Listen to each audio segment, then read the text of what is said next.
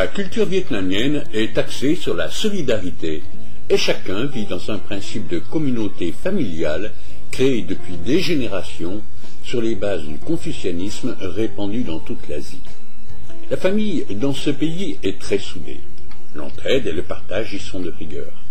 Les enfants se doivent d'épauler les parents de leur vivant, et le culte des ancêtres témoigne de ce sentiment de respect par des offrandes de toutes sortes qui leur sont dédiées, espérant ainsi contribuer à leur vie heureuse dans l'au-delà.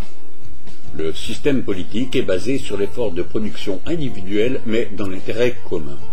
Chacun y est une unité de production avec sa place bien définie dans la société. La contribution à l'intérêt national est un principe, l'évolution du pays, le renforcement de la communauté, le partage équitable des richesses produites sont effectivement les objectifs fixés par l'oncle Ho. Si l'État ne peut plus aujourd'hui aider directement une population grandissante, dont la démographie rassemble plus de 60% de jeunes, qui sont le grand espoir de la nation vietnamienne, les résultats en termes de croissance annuelle sont exceptionnellement élevés et bénéfiques pour tous. Maintenant, chacun peut devenir son propre acteur de développement et les idées créatrices abondent au Vietnam, laissant du même coup une place grandissante aux libertés individuelles et au pluralisme. Chacun a cependant conscience de sa place et de ses devoirs au sein de la communauté. Tant que le partage sera de rigueur, ceux qui réussiront forceront l'admiration des autres et resteront autant d'exemples motivants pour le plus grand nombre. Mais cet individualisme naissant ne risque-t-il pas, à terme, une remise en cause du partage lorsque l'on sait les difficultés rencontrées dans nos sociétés occidentales?